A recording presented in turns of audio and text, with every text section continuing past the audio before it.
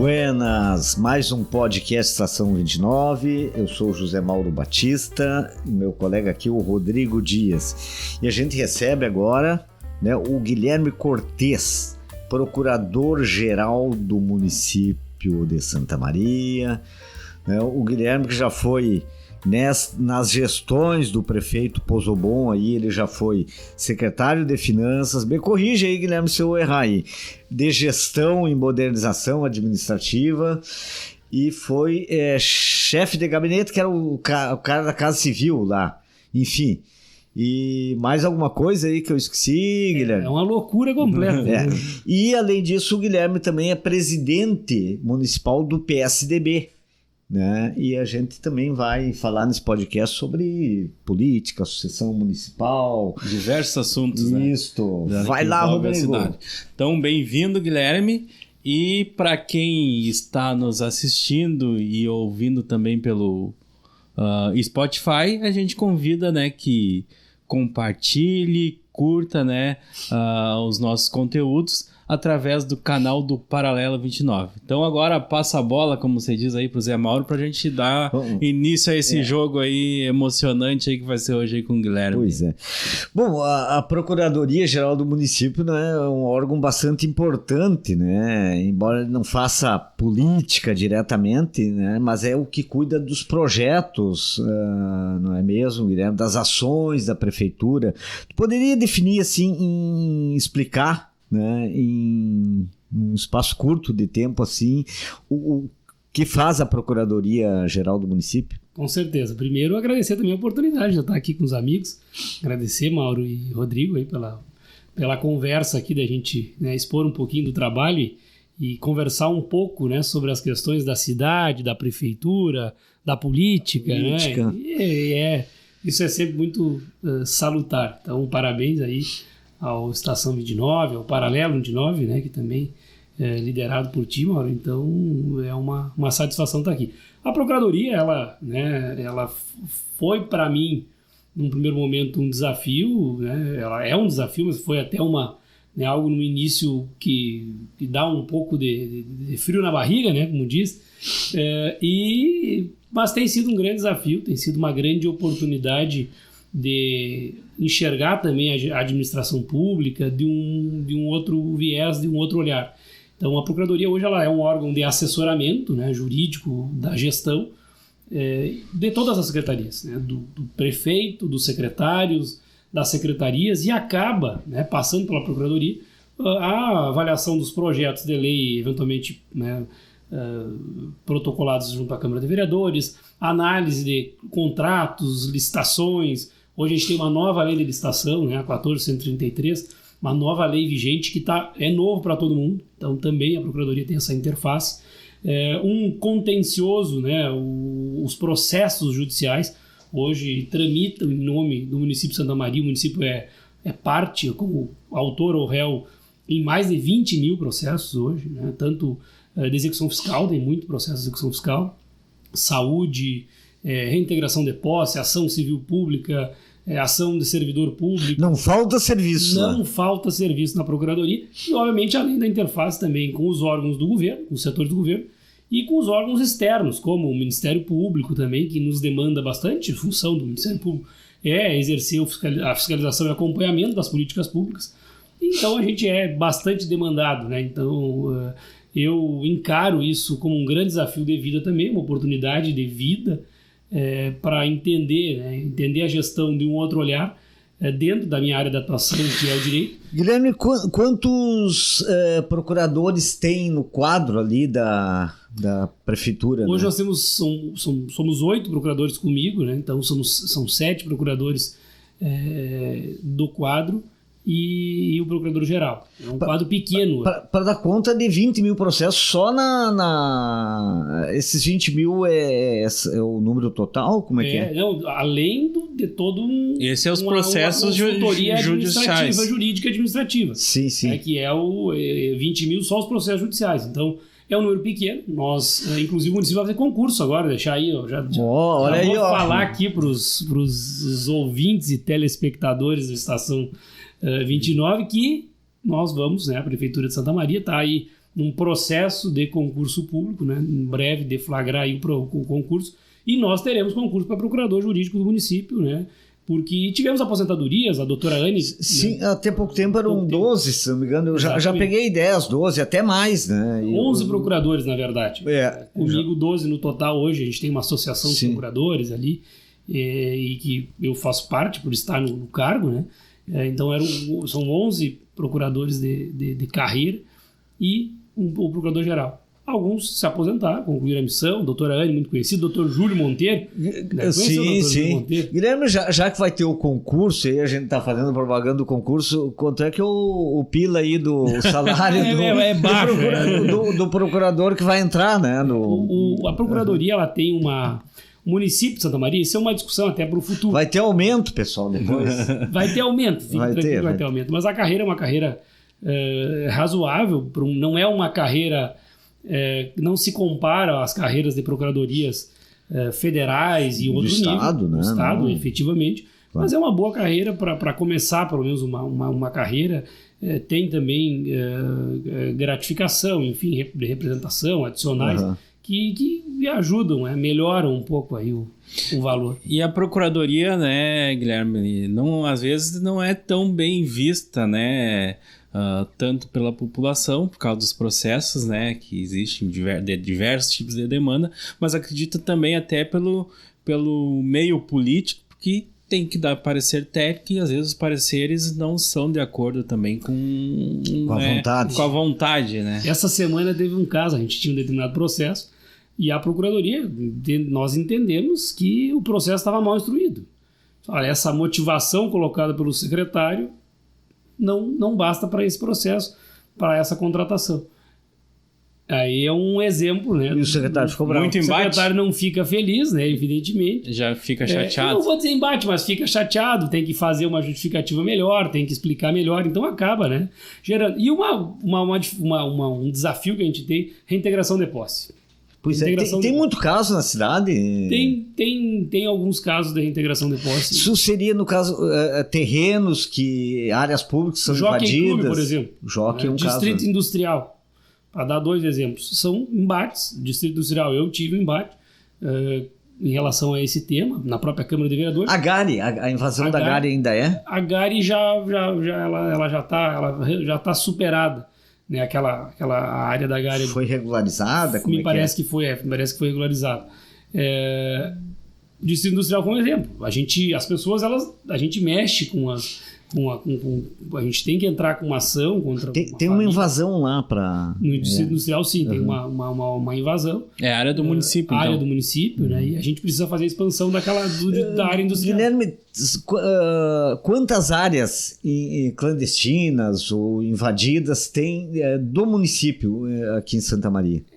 Invadidas, digamos ocupadas, a gente não tem um volume muito grande. Nós temos, né, que me vem aqui também a memória, a área nós temos a invasão, ocupação de forma irregular no Distrito Industrial, nós temos o Jockey Club, nós temos aquela área da antiga, as oficinas do quilômetro 2. Do quilômetro 2 ali, né? Aí nessas 3 áreas são áreas que nós temos problemas com invasões. Eu lembro que uma época esse número, que aí entrava lote, terreno, o número era um número bem expressivo, né? Eu não diria que a gente tem a gente tem ações pontuais. Teve muita regularização fundiária também, né? A gestão fez, nos últimos anos, aí a maior regularização fundiária da América Latina, que é a Nova Santa Marta, foi concretizada, e esse foi um grande feito da Secretaria da Habitação, da área da habitação, né? Foi essa regularização de terrenos, porque isso dá dignidade para as pessoas, é necessário. E no caso dessa aí das desocupações, a Procuradoria vai a campo acompanhar também, junto com o Oficial de Justiça, com toda... Vai a campo junto com o Oficial de Justiça, com a Brigada Militar, com a Secretaria da Habitação. Mas faz tempo que não ocorre uma desocupação. Faz tempo, porque com a pandemia, também o Poder Judiciário mudou o seu entendimento em relação a isso. Então, o próprio STF julgou também as questões relacionadas com moradia, então ficou um pouco mais complexo. E também precisa compatibilizar o próprio oficial de justiça, a força policial, Então, algumas desocupam com a notificação. Eu lembro de uma desocupação, Guilherme, que foi ali num terreno da prefeitura, ali no lado da antiga funerária Brum ali. Na continuação da Ângelo Glione. Na continuação da Ângelo Glione, que era para ser construído uma escola de teatro Leopoldo Frois há muitos anos. Ali houve uma desocupação bem recente, né? Ali nós conseguimos fazer a desocupação. Foi notificado, não precisou uma ali força era uma policial. Família, né? Era uma família apenas. Não precisou uma força policial. E aí tem alguns usam isso, algumas pessoas realmente precisam, né? Efetivamente elas devem entrar daí pela via da Secretaria de Habitação. E outras tem problema também de grilagem, de pessoas mal intencionadas que às vezes utilizam disso. Guilherme, vamos partir para a Câmara agora. A questão de inconstitucionalidade de projetos de lei. Tem muitas ações do município questionando leis que os vereadores aprovaram e que o município entenda que sejam inconstitucionais? O município, a Prefeitura de Santa Maria não ingressou com nenhuma, né, o prefeito, que seria o legitimado a isso, não propôs nenhuma ADIM nos últimos anos. A gente teve uma ação de inconstitucionalidade que eu recordo agora em relação às questões relacionadas ao kit Covid da pandemia. Foi feita uma legislação aqui pela Câmara de Vereadores e o Tribunal de Justiça entendeu a pedido do Ministério Público. O Ministério Público foi o autor. Né? Não foi no caso do município. Ele contribuiu, ele é uma medida, ele participa da ação. Sim. Ele é chamado a participar. Nesse caso foi a iniciativa do MP. E nós tivemos a inconstitucionalidade dessa legislação relacionada às questões de medicamento do Covid. E eu digo assim, Mauro e Rodrigo, a gente tem que respeitar também a atividade legislativa, e os vereadores eles são demandados por determinada... Eles representam a população e são demandados por isso. Embora eu acho que tem muita lei, eu acho que a gente tem muita legislação tratando de muita coisa e que não seria tão necessário. Mas também é atividade do legislador. Então... Eu lembro que foi feita uma sistematização e o município também fez uma sistematização, uma consolidação do Código de Costuras do passado. Das suas leis, né? Tem muita coisa que caducou. Exatamente. Né? E Guilherme, né?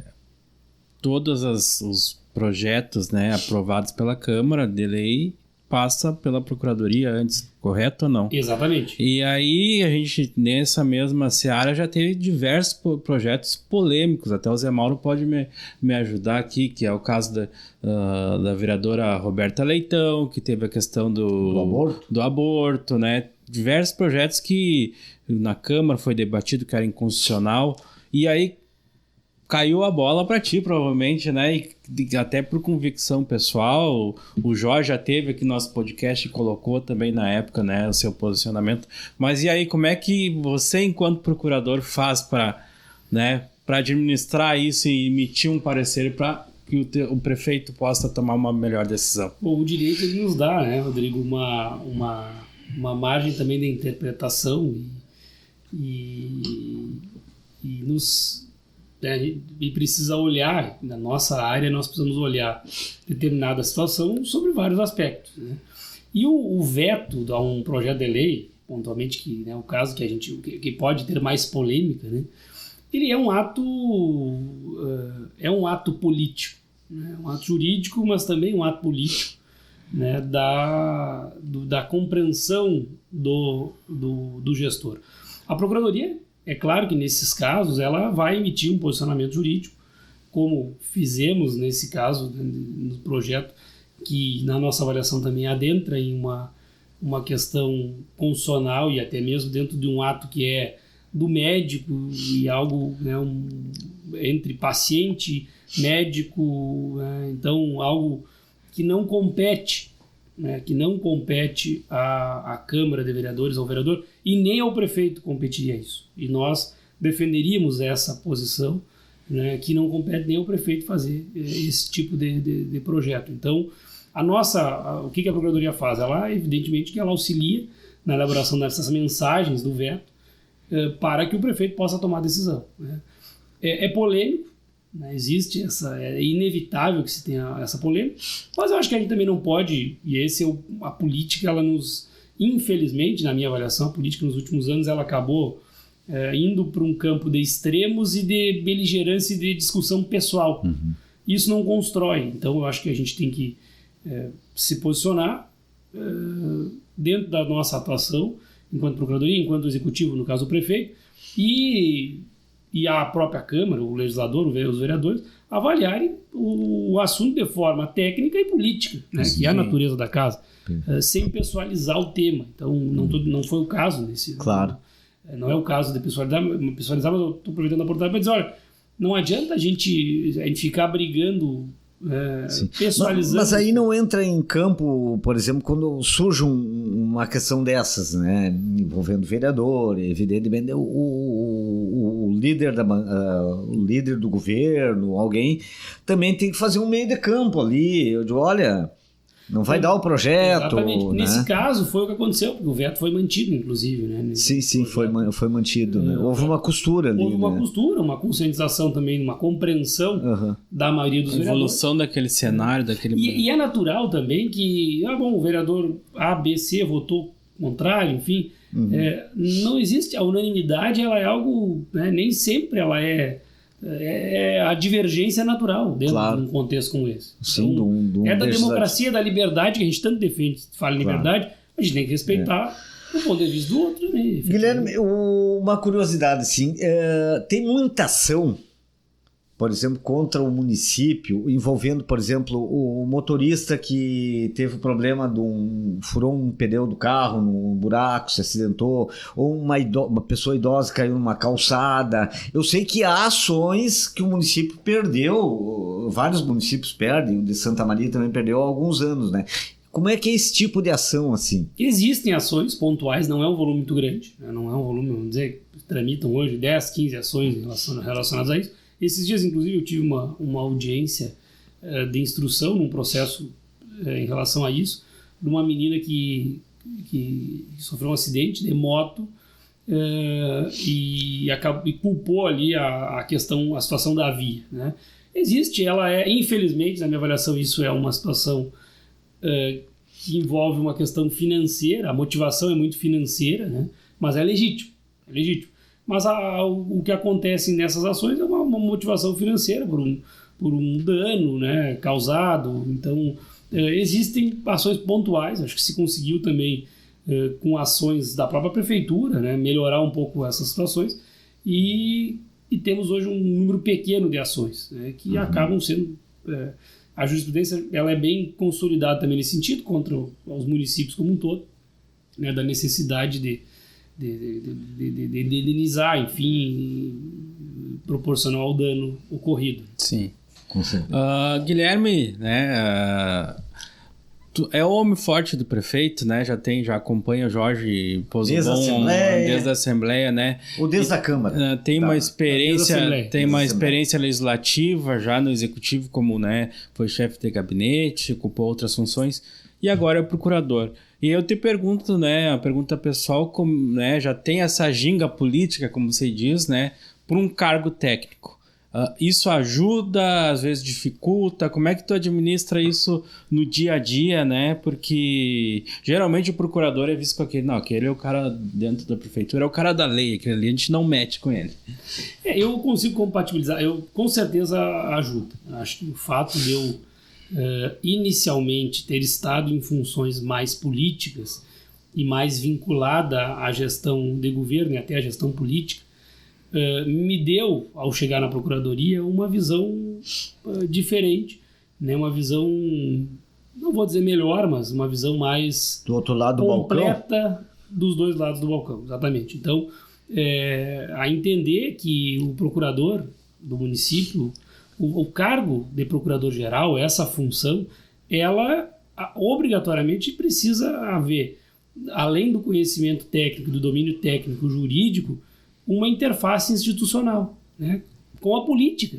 Então, é algo natural, porque o governo é formado por agentes políticos. Então, como que eu hoje também o fato de estar na presidência do partido agora, né, acaba me jogando para dentro da política em alguma medida, mas eu procuro também preservar e separar muito bem as coisas. Então, eu entendo a necessidade das políticas públicas, das cobranças do prefeito para os secretários, para fazerem efetivamente, né, as ações, entregarem as entregas, mas também sei que, enquanto procurador, eu tenho que ter um olhar jurídico, tenho que ter um olhar político do governo, mas eu, na minha função enquanto procurador-geral, meu olhar, ele precisa ser jurídico, né? Ele é jurídico, é técnico e me ajuda na compreensão de um todo, eu ter estado nessas outras funções e participar um pouco da política, até porque eu acho que isso é um grande... a tartaruga não sobe, a tartaruga não sobe no poste sozinha. E a gente reclama, às vezes, da política, dos vereadores, claro, dos prefeitos, dos deputados, mas na hora do voto, a gente vota mal. Na hora de participar, não participa. Então, nós reclamamos. A Câmara de Vereadores é geralmente a mais criticada, né, os vereadores. Bom, mas quando tu convida alguém para concorrer a vereador, as pessoas não querem. Não consegue fechar nem a cota das... Não consegue fechar as nominatas dos partidos. E aí elas reclamam dos vereadores. Não é fácil ser vereador também. Eu não fui vereador, não tenho essa pretensão, mas convivo com os vereadores, não é fácil ser vereador, porque eles são cobrados 24 horas por dia. Claro. Muitas vezes não está na alçada do vereador a solução do problema. Com certeza. Então, Rodrigo, essa interface política, a gente precisa separar, né, evidentemente, na função da Procuradoria-Geral, mas ela me ajuda, com certeza, a ter uma compreensão melhor do todo. E eu acho que a gente precisa, enquanto cidadãos, participar da política. Deixa eu te perguntar uma coisa, Guilherme, a gente já vai entrar bem nessa parte política, né? Mas a Guarda Municipal, há uma polêmica aí em relação à Guarda Municipal poder ou não poder usar arma de fogo.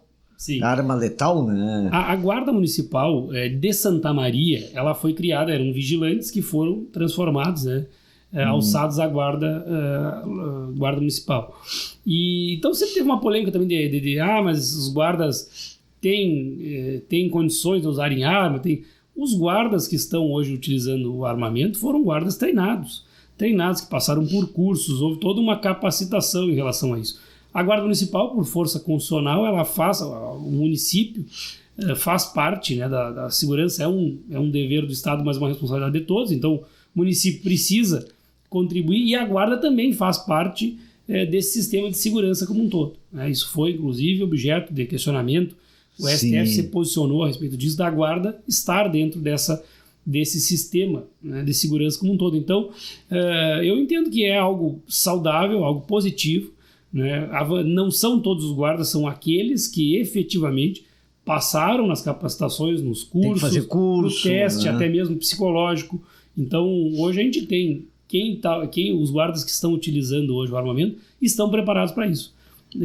Da polêmica... Já há o uso de arma letal? Já há o uso de arma letal pela Guarda Municipal. São 8, se não me engano, 8 guardas municipais, que é um número bem pequeno, né? 20, eu acredito que são em torno de 20. É um número, porque são... É um número pequeno, são mais de 130. Exato, eu não tinha bem certeza, isso é um número pequeno, né? Mas já pode usar arma letal. E hoje, em quais funções eles estão atuando, locais, assim, qual é o tipo de... né? Porque tem o Guarda Municipal, hoje ela ocupa diversas... do prédio ela público. Ela atua nos prédios públicos, sim, nas escolas, nós temos escolas em regiões mais perigosas que também eles atuam, né? Atuam cemitério, no próprio cemitério, no atendimento dessas ocorrências. Ostensivo, né? Ostensiva. Então, quando dispara um alarme de uma escola, a Guarda Municipal é deslocada para verificar essa escola. Atuam quando tem alguma situação, por exemplo, no PA do patronato, na UPA, que seguidamente, né, tem alguma situação mais delicada. Dá um BO lá. Dá um BO, literalmente, né, como se diz popularmente. Deu um BO lá no PA do patronato, chama a Guarda Municipal para acompanhar. Calçadão também. Tem o comércio informal agora, comércio né, informal, que é uma questão... Acompanhar os fiscais. Então, essa é uma outra função também antipática, muitas vezes. Sim, mano. O guarda municipal, acompanhar o fiscal, né, que vai combater o comércio informal é algo antipático. Porque a mas que é guarda necessário. o poder de polícia da guarda também, Exato. né? Que é quem, mas que é né? necessário. Sei que vocês já trataram Claro. dessa pauta aqui, mas o comércio informal Sim. é algo que prejudica a economia. Prejudica a economia, prejudica o sistema, né, como um todo, valoriza aquelas pessoas que estão erradas. Então, o cidadão também que compra no comércio informal sem nota, sem, né, a mínima regularidade, ele também é responsável. Acho que a gente tem, Sim, a gente sim, precisa aqui, né, precisa chamar atenção para isso. A Procuradoria participa, né, dessas decisões, por exemplo, de dar um parecer jurídico, nessas questões, por exemplo, de um combate mais incisivo ao comércio informal. Sim, a Procuradoria ela sempre orienta também a atuação do agente, então naturalmente ela orienta o agente e também participa da construção dos próprios decretos. Nós temos decretos e legislações que versam Sim. sobre isso. A Procuradoria participa, por exemplo, não tinha falado aqui anteriormente, mas Grupo Técnico Integrado, que é o GTI, que discute as questões de loteamentos, de condomínios, as questões mais vinculadas ao direito urbanístico. Sim. Então a nossa atuação também, digo que isso é algo que passa tudo, na verdade. por vezes tudo eu fico me perguntando que a gente precisa ser especialista em tudo e responder na hora. Eu não tenho resposta para tudo na hora, né? Não tenho. A gente está sempre aprendendo e eu preciso estar sempre estudando as matérias.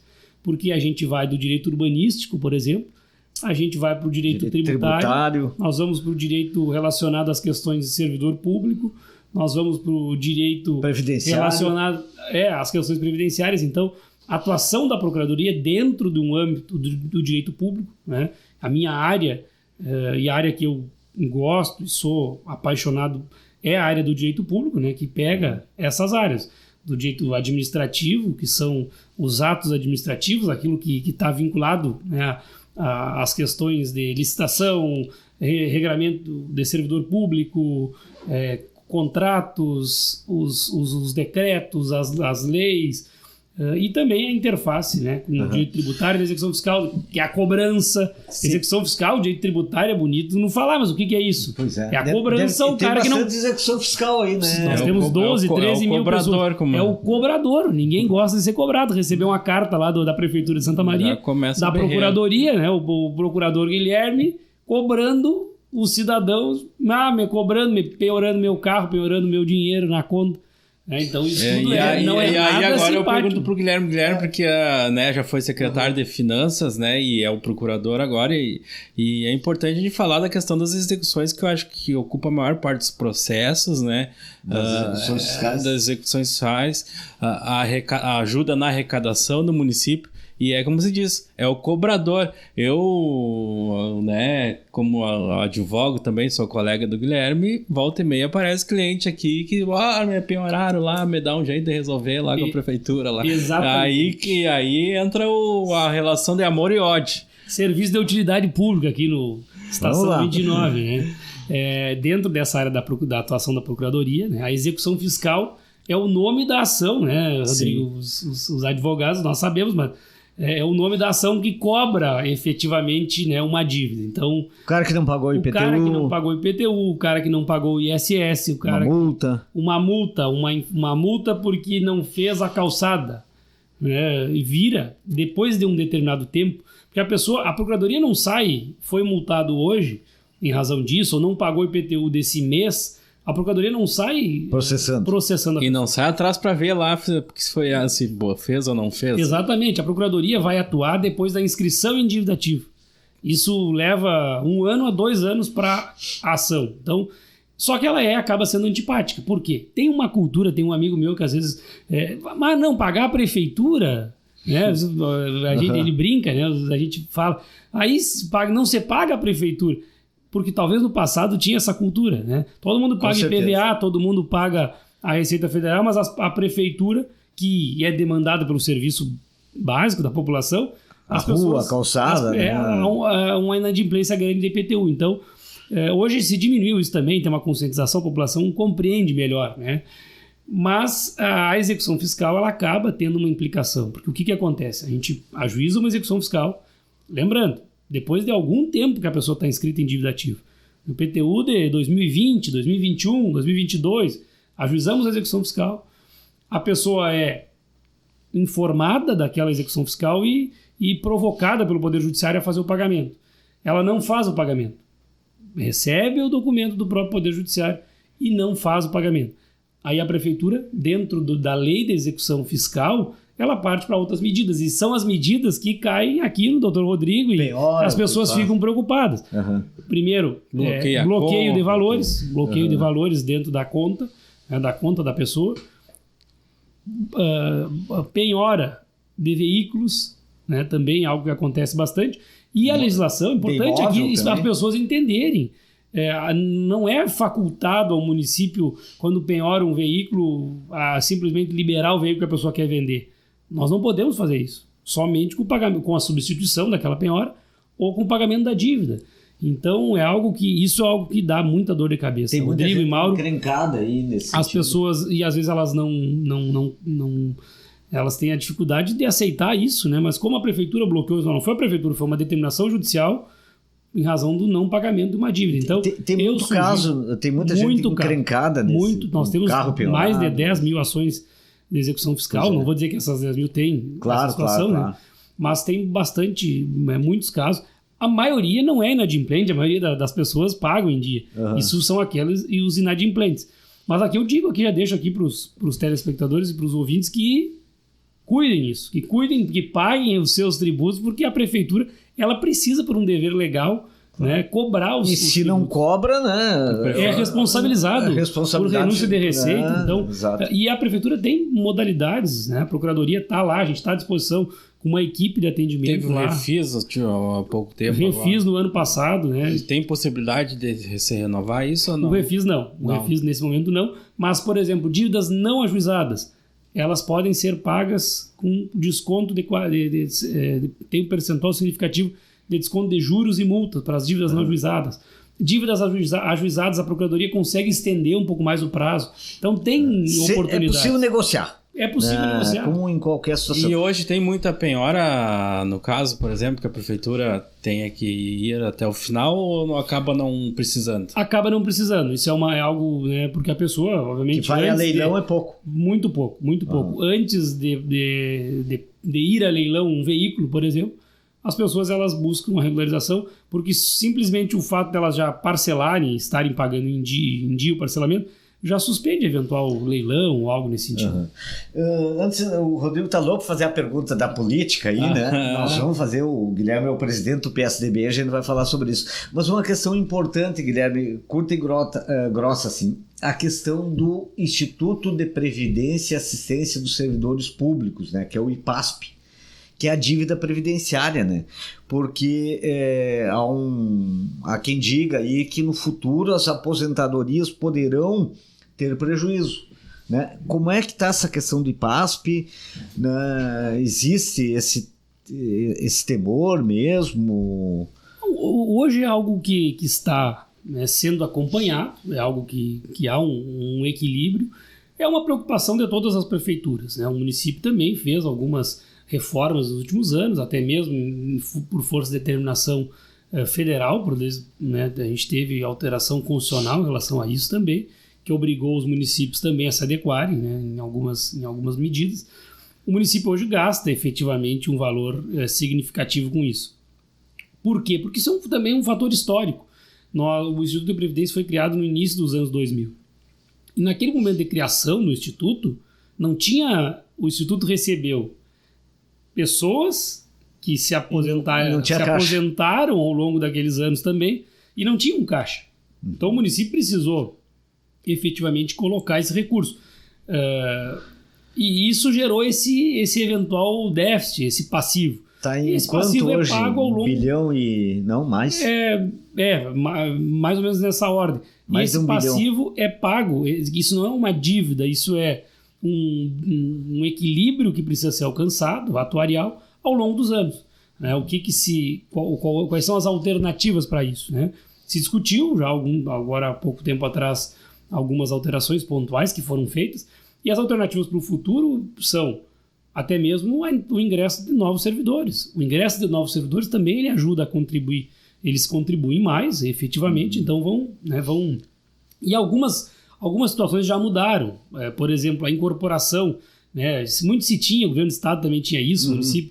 Olha, quem entrou até determinado período ficava pouco tempo na função, em determinadas funções gratificadas, e dobrava o seu salário. Sim. Então, hoje já há um outro regramento também que contempla a média das remunerações. Que disciplina isso aí não dá um valor tão alto. Exatamente, né? para ser mais equilibrado. Né? Então, medidas de previdência sempre precisam ser discutidas e precisarão ser tomadas.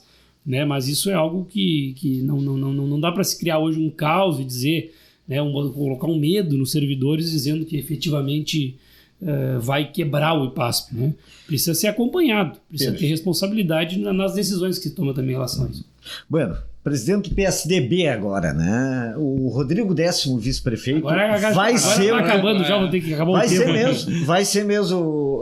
ele já se filiou ao PSDB, o vice-prefeito Rodrigo Décimo, é o pré-candidato do PSDB à prefeitura. É o pré-candidato do PSDB à prefeitura, com certeza totalmente, 100% confirmado, né, que o Rodrigo é o nosso pré-candidato e estamos trabalhando, construindo um projeto junto com ele, construindo um projeto. O Rodrigo, que é uma pessoa muito dedicada, um cidadão íntegro, trabalhador, que tem uma história muito consolidada também de participação na cidade. O Rodrigo, que formou a família dele aqui, escolheu Santa Maria para viver. O Rodrigo, que é engenheiro civil formado pela Universidade Federal, que gera emprego aqui em Santa Maria, né, que tem as suas empresas, que não é político. Então é algo que a gente quer apresentar como uma evolução desse ciclo do prefeito Jorge, que muito bem cumpriu e liderou, né, e esses que estão concluindo agora nos próximos meses, esses 8 anos, com conquistas, com desafio, com pandemia, com creche por construir, com muitos desafios, e que entendemos, né, que não está tudo resolvido. Entendemos que não está tudo uma maravilha. Sempre há algo a fazer. Mas muito se avançou nesse tempo, muito se avançou. Né? Nós temos uma cidade hoje com outro patamar em várias áreas e precisamos ter, obviamente, um olhar de evolução, e o Rodrigo vai trazer, né, essa ideia também de evoluir esse projeto que está em andamento e mostrando inovação. Né, a gente vê que o vice-prefeito está aparecendo bastante, né, nas ações da prefeitura, inaugurações, dentro daquilo que é possível hoje, que evidentemente é permitido pela legislação eleitoral, né? A impressão que a gente tem, aí eu quero ouvir do presidente do PSDB, né, é de que o prefeito Pozzobon, que está encerrando seus 8 anos de mandato, fica com as buchas, com aquilo que é polêmico e tal, e o Rodrigo entra, né, de manso ali Não, efetivamente, é claro que é natural, né, que... Em público, né? Isso é natural que aconteça uma divisão de tarefas. O Rodrigo, efetivamente, ele é muito trabalhador e muito envolvido com as causas. Então, ele acaba também tendo um protagonismo dado, né, pelo próprio prefeito Jorge, que entregou a ele, né, que dividiu as tarefas com ele. Vamos pegar o exemplo do Distrito Criativo Centro Gari, né, uma revitalização do centro histórico. Por que o Rodrigo aparece mais também nessa pauta? Porque efetivamente ele lidera esse processo há algum tempo. Né? Então hoje nós vamos ter, fruto de um trabalho liderado por ele, com a anuência do prefeito Jorge, e acho que o grande mérito do prefeito Jorge Pozzobon também foi dar autonomia para a sua equipe e para o seu vice-prefeito. Então hoje a revitalização da Gari, a revitalização dos canteiros da Rio Branco, o calçadão, a Praça Saldanha Marinho, são ações dentro do Distrito Criativo liderado pelo vice-prefeito Rodrigo Décimo. Então, nós efetivamente queremos apresentar, enquanto PSDB, enquanto Rodrigo que lidera esse processo, um projeto sério, consistente, mantendo as conquistas importantes da atual desse ciclo, mas também apresentando mudanças e inovações aí para a cidade. O que é a questão de vice? Como é que está a discussão com outros partidos, coligações? Nós estamos conversando, vocês estão convidados. Aí, se forem filiados a algum partido, nós podemos dialogar. Vai compor. Já passou a janela aí, já passou meu tempo de não pulou pela janela, conseguiu a janela. Não tem agora mais como... Quando eu assumi o PSDB lá no ano passado, eu fui muito claro. Agosto do ano passado. Do ano passado.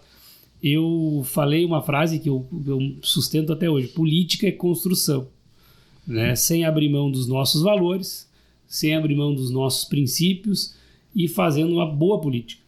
A política séria, a política honesta. Aliás, o Guilherme foi quem levou a ficha lá, passou para o prefeito ali, a ficha do PSDB para convidar o Décimo ali, que tinha um convite da antiga direção do PL. Exatamente. Aqui. Vencemos, nós já vencemos uma primeira batalha, e já vencemos uma primeira disputa. Então eu disse naquela ocasião que política é construção, e nós estamos ainda nessa fase de construção e de conversa com os partidos. Tá? Nós estamos conversando com vários partidos, efetivamente, conversando com pré-candidatos que estão também apresentando seus projetos, mostrando aquilo que nós entendemos melhor para a cidade. Né? Não queremos um avanço.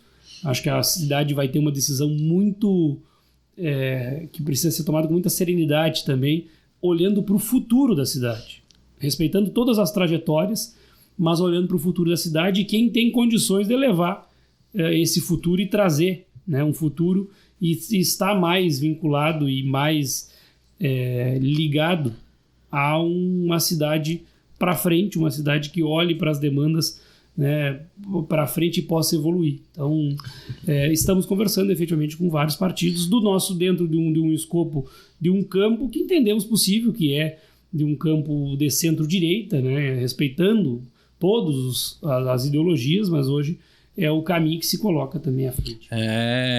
Estão afiando o machado, como você diz, né? Exatamente, estamos afiando o machado, porque não dá para queimar largada. Né? As pessoas muito nos cobravam, né? Vocês têm que lançar, nós não podemos queimar largada. Mas existe possibilidade de se coligar com o Valdeci?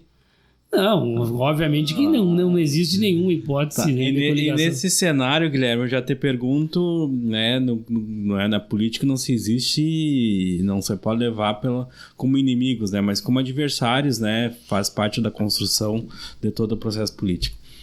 E existe uma força estabelecida já na cidade, né, que é representado hoje pelo próprio deputado Valdeci. E aí eu te pergunto hoje, né, o PSDB... Para situar, né, quem talvez não... Sim. Valdeci Oliveira, né? Isso, deputado estadual, que já foi prefeito de Santa Maria 2 vezes, né, e que agora volta a concorrer à reeleição. E aí... eu pergunto, o PSDB hoje, né, nesse projeto, como que está trabalhando isso, né, no cenário político, né, primeiro, segundo turno? O deputado Valdeci tem uma candidatura aposta, uma pré-candidatura aposta desde o ano passado, né, está cuidando da sua pré-candidatura e atuando. E nós respeitamos isso, respeitamos a trajetória dele, né, acho que ele já deu a sua contribuição e está na Assembleia hoje, é o nosso representante da cidade, né, um dos representantes da cidade na Assembleia Legislativa, e perder representatividade também é algo que é muito negativo, né? Hoje nós estamos trabalhando uma candidatura, uma pré-candidatura do Rodrigo Décimo para apresentar para a cidade aquilo que nós entendemos melhor, né? Respeitamos a candidatura dos demais candidatos, que não é só o ex-prefeito Valdeci. Sim, né? Tem mais 6. Evidentemente que por ser mais conhecido, né? Estar mais em evidência e já ter ocupado o cargo de prefeito lá no início dos anos 2000, então há 24 anos atrás, dá a ele uma visibilidade maior nesse momento, né? Mas como eu disse, a gente não pode queimar largada, acho que a gente tem uma grande trajetória pela frente. A eleição, ela tem um tempo de TV que também contribui bastante e mostra as propostas dos candidatos, e isso pode efetivamente alterar um jogo que hoje pode ter um determinado raio-x e daqui 2-3 meses nós temos outro processo. Guilherme, até porque os candidatos, uns saem, outros entram, outros chegam. A gente ouve de tudo nos bastidores da política, né? Um é de que efetivamente o governador Eduardo Leite, que é do PSDB, retiraria a candidatura local do PSDB, no caso do Rodrigo Décimo, para fazer uma composição com o PMDB, que também é do governo. Isso a gente ouve aí, né? Acho que a gente está ouvindo dos dois lados, na verdade. O governador Eduardo Leite, primeiro, o PSDB vai ter candidato à Prefeitura de Santa Maria. Isso é uma decisão que o governador, inclusive, é uma decisão tomada pelo PSDB. Eu acho que não tem lógica Não existe lógica alguma. Nós hoje, com um governo bem avaliado, uma administração bem avaliada pelas pessoas, pela cidade, um vice-prefeito hoje como pré-candidato, né, que tem uma trajetória consolidada, que conhece a cidade, né, que estabeleceu a sua vida na cidade, que tem um suporte muito forte de um partido que está estruturado, que tem uma boa bancada de vereadores, né, que já está conversando e já tem um diálogo com outros partidos. Não existe essa alternativa nesse momento. E se respeita todas as candidaturas. E política é construção. O governador fez um depoimento muito... na afiliação do Rodrigo. Essa história, então, é aquela que acontece na campanha. Para desestabilizar o jogo político. A gente já ouviu aí de outras candidaturas também, que fulano vai desistir, não sei quem vai acontecer. Dizem que o Dr. Farré não vai ser o vice do Valdeci, por exemplo. Já foi. Eu sinceramente... Ou que ia ter que trocar de partido, porque... que vai haver uma intervenção. Eu não acredito nisso. Não acredito em relação... Dou um exemplo, para não falar o Dr. Farré. O Dr. Farré está apresentado como pré-candidato a vice-prefeito da chapa. Isso não vai mudar. Então, não adianta a gente criar... A política, às vezes, criam muitas narrativas. Faz parte, né? Narrativas e conversas e que não contribuem. Mas o Rodrigo é o nosso pré-candidato a prefeito, estamos construindo nesse sentido. Já temos diálogo com os partidos, já temos um diálogo... Basta ver quem estava lá no dia da filiação dele. Tinha 6 partidos. Com vários partidos. Alguns mais avançados, outros menos avançados. Mas, efetivamente, existe esse diálogo. Agora, na semana passada, por exemplo, tive com o presidente do Republicano, o vereador Alexandre Vargas, com o presidente do PSD, o Jorginho Leal. Uma boa conversa também com eles, no sentido de a gente buscar avançar. Estamos bem avançados, conversando. E com outros partidos, como estamos conversando com o PSB, com o próprio MDB, respeitando a candidatura do deputado Beto Fantinel, com progressistas, com partidos que efetivamente estão dentro de um campo político e entendemos ser possível uma unidade. E para nós já isso encaminhando para o final do nosso podcast, tem diversos assuntos, né, Guilherme? Dava 2, 3 podcasts, né? Mas já assim como o Zé falou, né, que o Zé sabe do que escuta nos bastidores da política, existe um combinado já quanto à possibilidade de existir no segundo turno de uma força mais centro-direita, né, já está posicionada de apoiar ao candidato que for, nós vamos, né, sentar na mesa e vamos apoiar.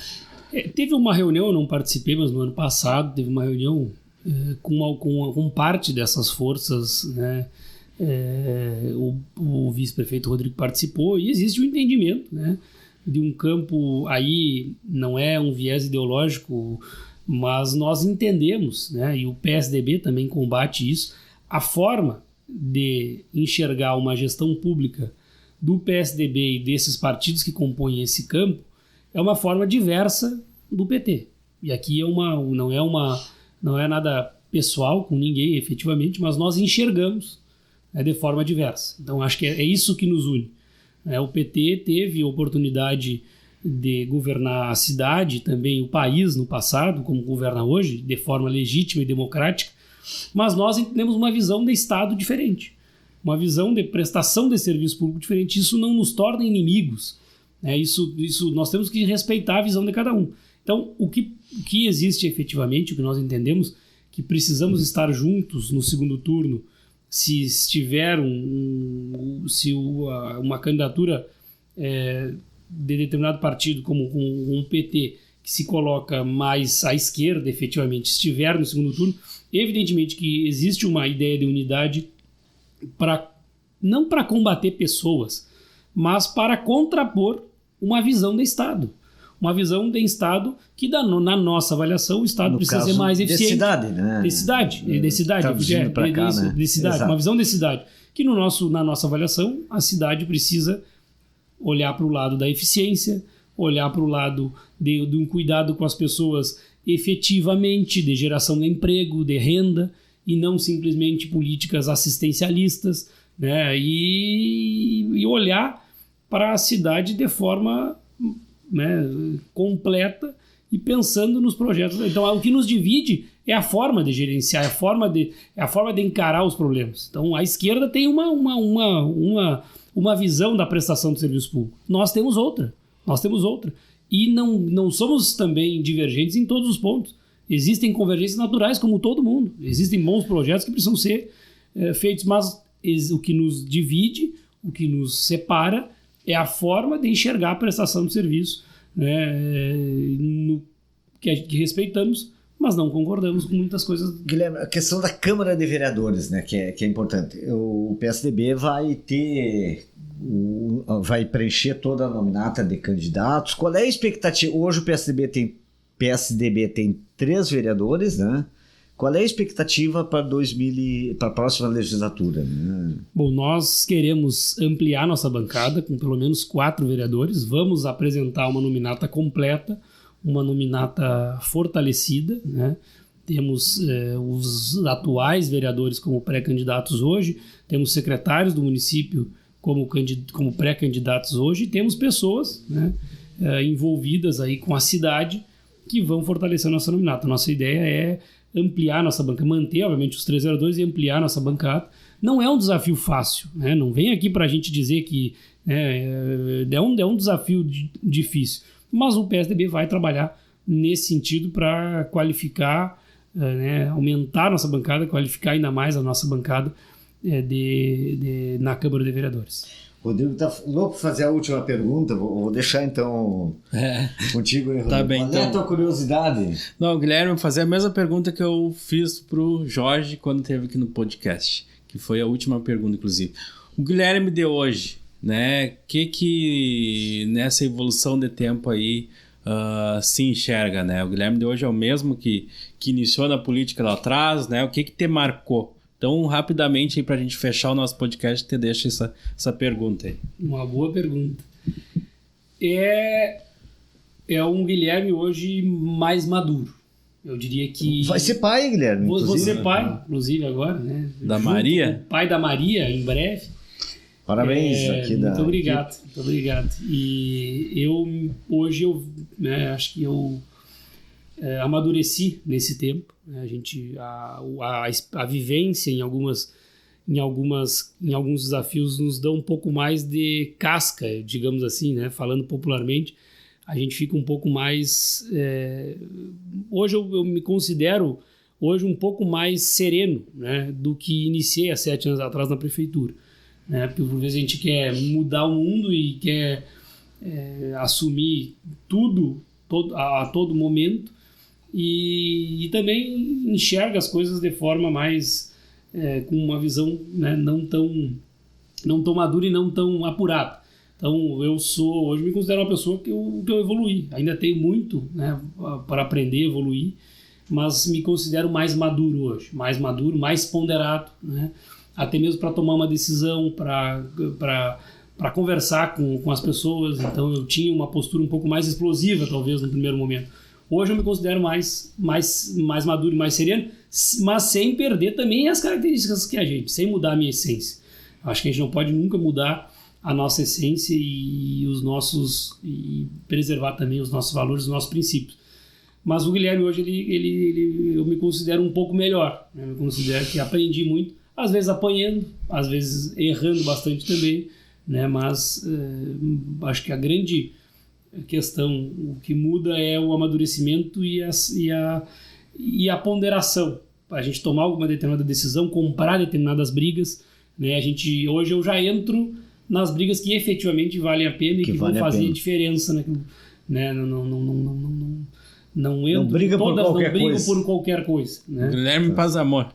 Não vou dizer paz e amor porque eu não sou também não sou muito calmo, digamos assim, né? Mas acho que a gente atinge um pouco mais de serenidade. Daqui 10 anos eu pretendo estar melhor, Daqui 20 melhor do que eu vou estar. Tá certo. E assim por diante. Beleza. Guilherme, a gente fica muito feliz aqui com a tua participação aqui no nosso podcast, né? Eu acho que a gente conseguiu bater um bom papo, trazer informações de utilidade pública, né? Da Procuradoria, tirar a imagem carrancuda da Procuradoria. E entramos nessa questão da política que a gente está abordando com todo mundo aí, né? Então, muito obrigado aí pela tua presença, né?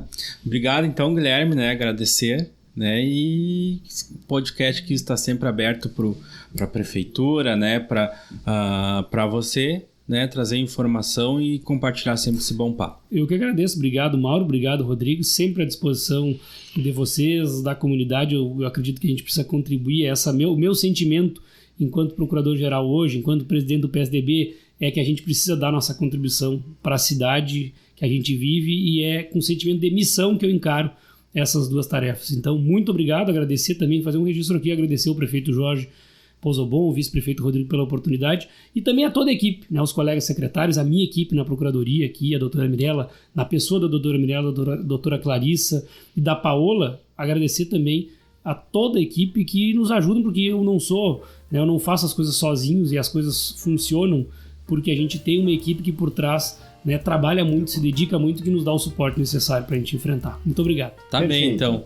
E para quem está assistindo, né, a gente convida aqui toda sexta-feira, sempre um novo episódio, às 19 horas, no canal do YouTube e do Spotify do Paralelo 29. Até a próxima sexta.